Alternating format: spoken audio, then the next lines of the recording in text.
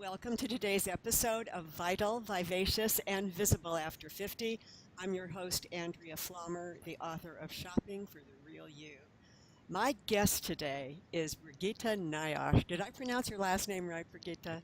Nioche, like brioche Nioche. with an Very N. good. You're in for such a treat. Brigitte has had the most interesting and has the most interesting career. She's been a model, a fashion model, a designer, world traveler. I'm going to ask her something about that because you must hear about this. Raconteur, and she's doing the most wonderful project now that we're going to talk about too. So, and the most important thing we're going to talk about is her wonderful book, which I absolutely love, and I love the title of it because it's called Getting Over Getting Older. So, No, Brigitte Nioche, thank you so much for joining me today. thank you, Andrea. But the book title is Getting Over Growing Older. Growing older. Getting over growing older. Growing older. Because that's what we have to get over the growing part. One of the things you mention in your book, and this is so funny because 45 years ago I had a boyfriend who said the same thing. You say that when we forget things like the title of your book, Right. it's really not, there is some dementia for some people, we understand that. But for a lot of us, it's that um, our our computer is full of information. Yeah, yeah. And then don't forget, the minute we get older, we put it on the age card. I mean, there are so many young people who forget, who don't know, who don't remember, and that's fine because they're young, you know. That's how, oh, I just forgot, they say, yeah. Which is not fair because, there's this horrible expression of senior moment, you know. I could scream when I hear this because it's really unfair. It is unfair, and it's not always the case. We have and you point out something else. You said that often it's just that we're not focusing on what we're Right. doing because our minds are full of other things. Absolutely, yeah. Like we have overdrive, yeah. Right, exactly. So I'm going to just launch into the first question, which is, how do you feel about growing older? Well, I don't think about it. I love You that. know, I just don't think about it. I don't think, oh, now I'm, 60, 65. So I don't think about it. I just get on with things, yeah.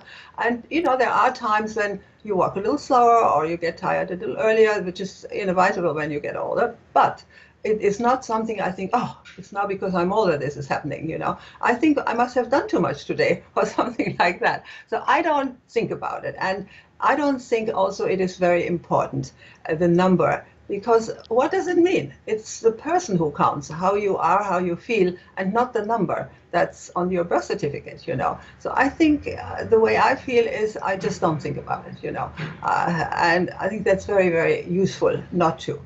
Because some people, they start every sentence with, at my age.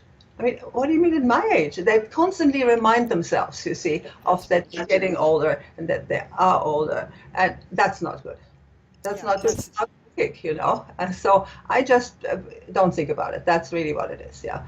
And people say, how don't you think about it? I said, well, I don't relate what I do in my life with my age. And I think that's how you can avoid thinking about it, you know. Like I said, some people start every sentence. I have a friend who visited and she became 68. And she said, well, now that I'm 68, and after a week, after a week of her saying that everywhere all the time, I said to her, "No, look, so I said, it doesn't matter even you don't look 68, but that's not even the that's point." not I said, "Why do you want to tell yourself every day how old you are?" I said, "Because it's not just the other people who hear it; it's you who you put this in your mind, you push it in your mind, and you have to forget that. What does it matter, you know? As long as you can still do what you want to do." This is so true. I was at a workshop last summer with a group of people, and there was a young man there who was probably in his 20s, and there was a woman who was probably a little bit older than I am, and he could not get enough of her because they had something in common. Uh-huh. They were both interested in this particular subject, and they just had he was just enwrapped with her, and it's because they shared a commonality, and the age absolutely didn't matter. No, I think we make it an issue. Us older people, us seniors, so I hate that word Right, too. right. People, And oh, and I think this ties in with the why you never tell your age, and I'm going to stop telling my age simply because of what I read in your book. Talk a little bit about why you Yeah. never tell your age. No, no. I think that if you say it, I mean, let's put it this way. Today, women look much younger than they are That's right. most of the time. Yeah. So why should you say, I'm 72? Why? Well, if you, it doesn't add anything to anything. It doesn't enhance anything. So just, when somebody asks me how old are you, I say old enough. Yeah. And then they laugh, but they don't dare to ask again, because it is really, and then people all of a sudden treat you different. If they think, oh, she's maybe 65, 64, and then you say you're 70, they say, oh, she's 70. Oh, well, of course. And then the next thing you can't carry or you can't do, people say, oh, let me help you. Yeah. And and that's really not what you want, you see. But that is because it is again a mindset, and you telling that other person, and then all of a sudden they see you differently. The other thing when it comes to talking about age, when I live in my building where I live for many, many years, and people say, how long do you live in the building? Oh, I said, a long time. Right. That's another thing, you see, because if you give them a figure, or you say, when I lived in Paris 20 years ago, people calculate. You see, they might not dare to ask your age, but they say, wait a minute, 20 years, we are in 2016. And so don't give figures, just say a long time ago. Yeah. The only thing where you can't really lie is when people say, how old are your children? There you can't, you have to tell them how old the children are. Yeah. But otherwise, I think numbers are just something we shouldn't talk about. And I think it's a gift that you're giving to other people too, because you're giving them permission to ignore this whole concept I of know it's a good word. I divergence. like that. Yeah, because many people ask me, well, why should I hide my age? I don't really care. It's not hiding, It's not important. It's not important. And That's I think wonderful. I love that. that's Um, what we enforce. I didn't know this when we first talked that you had been a fashion designer. I just think that is so exciting. I want to know a little bit about how you got into that. And then I want you to talk about why fashion and how we present ourselves is important as we move through life. Well, it's important at any stage in life.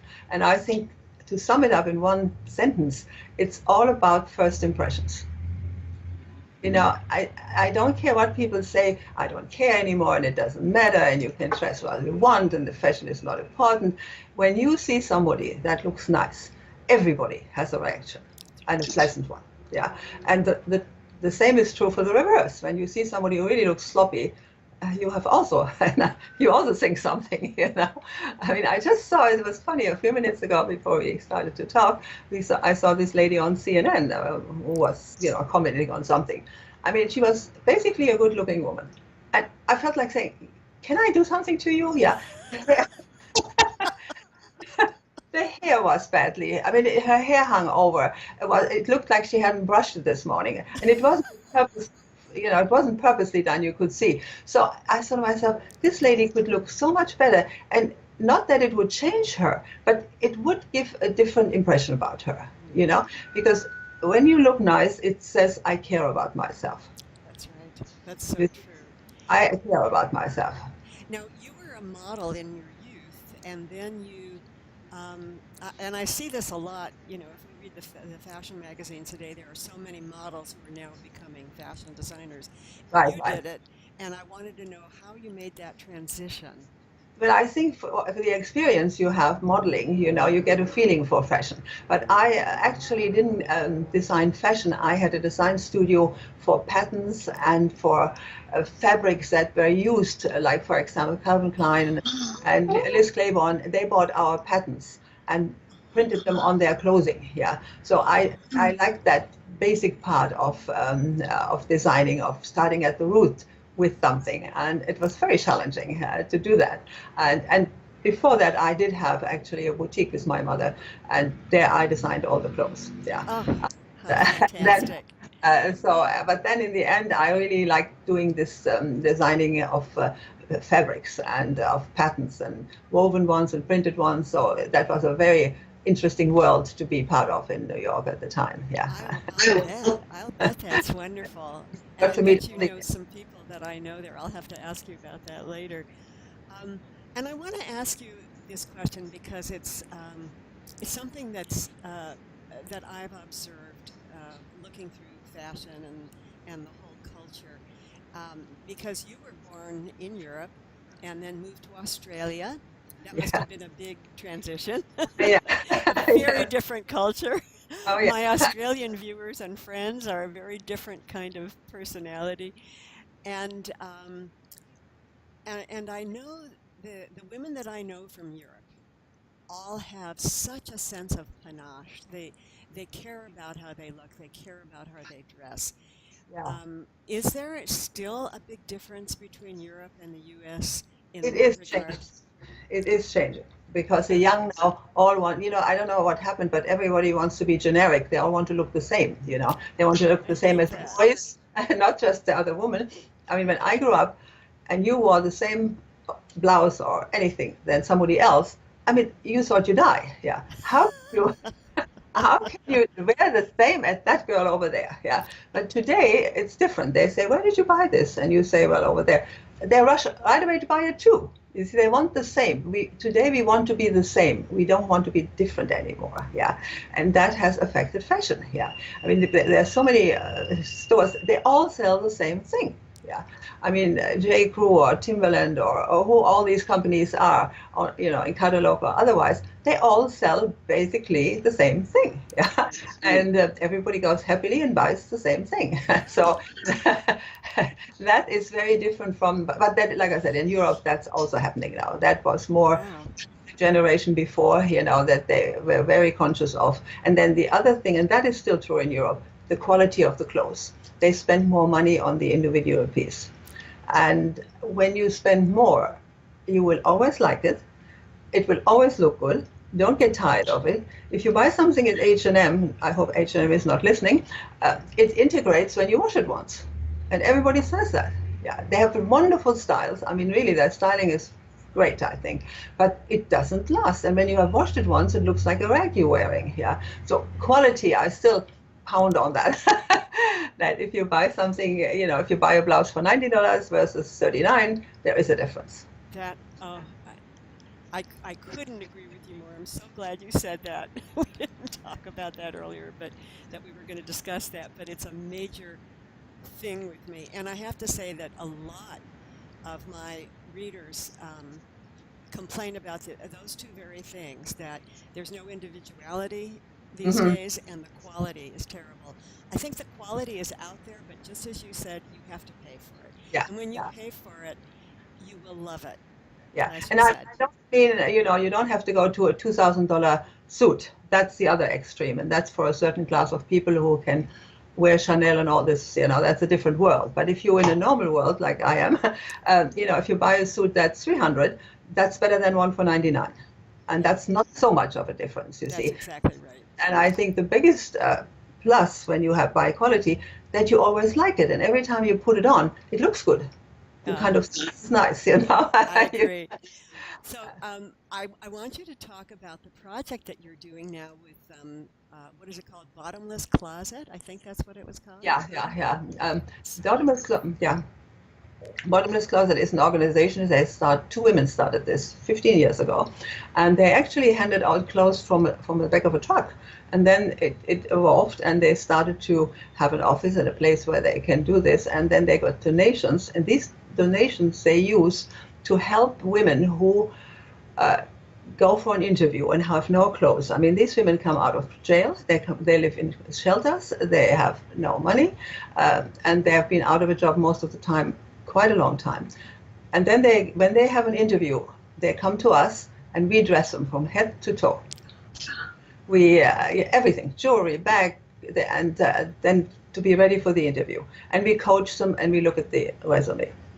When they get the job, they come back and they get three more outfits that carries them over the first few weeks when they don't have a paycheck yet, where they can buy clothes from.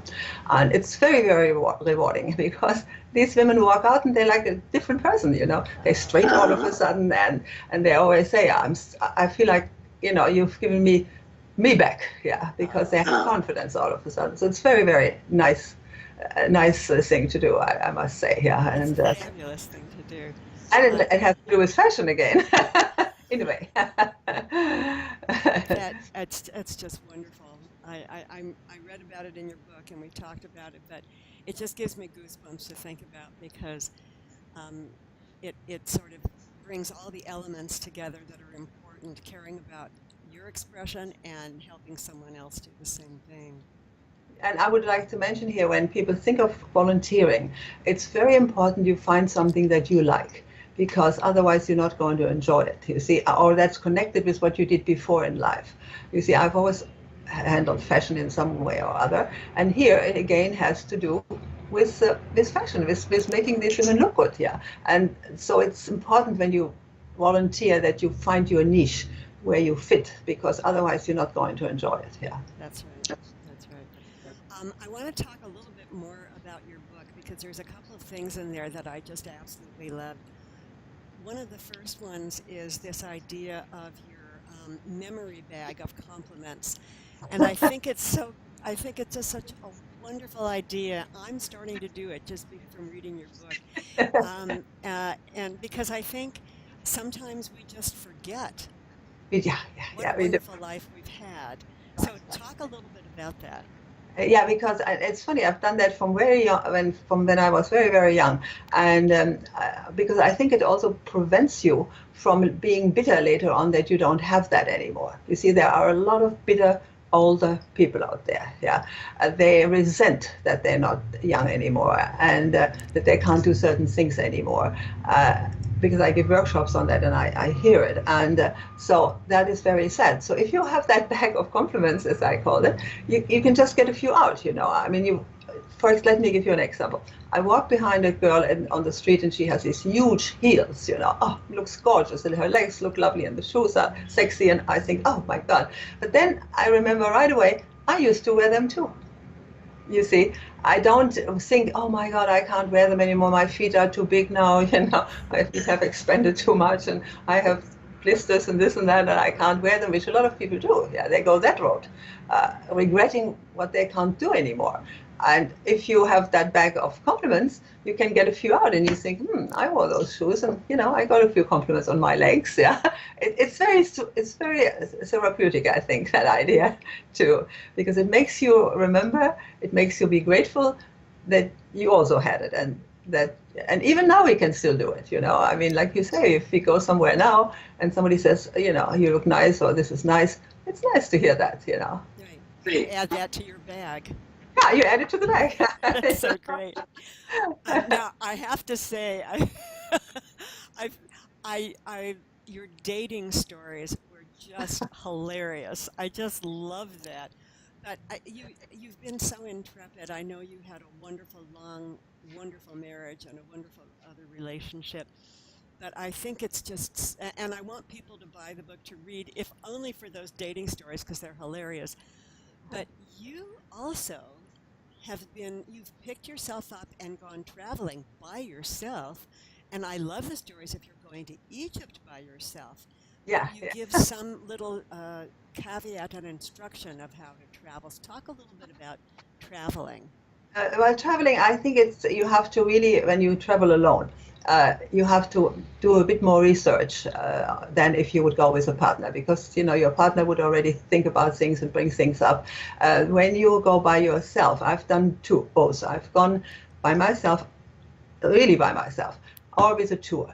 Now, I would suggest after doing both, a tour is maybe better. I know you might not want to walk around with 20 other people, you know, or what is, but at least you are not alone in the evening. You see, there's that group travels, and you might not like all the 22 people, but you might like five, you see, where you connect with, and you eat in the evening with a group, and it's a nice thing. If you travel all alone, it takes a lot of stamina and a lot of I don't know. I mean, I had wonderful days doing all these things in Egypt, you know, traveling and visiting and having. But it came in the evening, I went back to my hotel, and there I was. yeah, and you eat alone, and that is maybe if somebody is alone, not such a good thing, yeah. If you can travel with a girlfriend, of course, yeah. If you want to meet somebody, maybe traveling with a girlfriend is not such a great idea. My husband used to say, "Why do women think when they go in groups that anybody's going to pick them up?" that was that was always his motto, and that is true too, but so it depends on the person, and but I would think that if somebody travels as a woman alone, maybe a tour is better. I have planned a tour next year, and on a boat. On a boat in Europe, and there you are alone, but you're not alone. You see, you're not stuck with the people, but they're there if you need them. You can go to the bar, you can have a drink, you can sit on deck, and there's somebody. Yeah. So I've tried both. Yeah, and so it depends where you go, and what your wishes are also. Yeah. I mean, I have heard of women, they go with a rucksack to Puerto Rico or somewhere like that. I couldn't do that, I must say. And I think in this time in life also, we need a little comfort to go with that trip. Yeah. You Yeah. don't want to schlepp your suitcases all over the place anymore. I've done that too, but I really came to the conclusion I don't want to do that anymore. If a little comfort makes it so much more pleasant. Yeah. Absolutely. I completely agree with that. A nice hotel, and and somebody taking your suitcases, and you feel better also than if you schlep by yourself around there. I do want you to talk a little bit about your book because it's it's all about facing the future Yeah, yeah. in a wonderful, optimistic way. You have so much optimism. It's just infectious. I think people need to read your book, even if only for that. So I want you to talk a little bit about why you decided to write this. And Okay. you do workshops now, is that right? Yeah, yeah, I do also work. I do workshops at the Bottomless Closet and also otherwise. And but it didn't kind of happen overnight of getting this idea about the book. But I've had contact with people of my age, younger, older, and everybody always said you're so inspiring. And I couldn't really, I didn't really know what they were talking about. I said inspiring, and what do you mean? Well, you're so enthusiastic and so positive, yeah. And because I am positive, I never thought that this was anything special. Yeah. So one day, a woman said to me, who was younger, she said, "I would just wish that I could share your enthusiasm about getting older." After that, I started to think, and I thought, well, maybe I should write it down, and then it could rub off on people.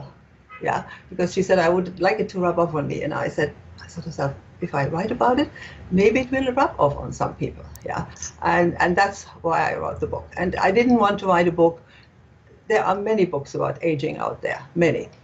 Uh, they talk about sickness, how to make your money last, how all kind of things. And I mean, I didn't want to write about our knees getting stiff. That might happen.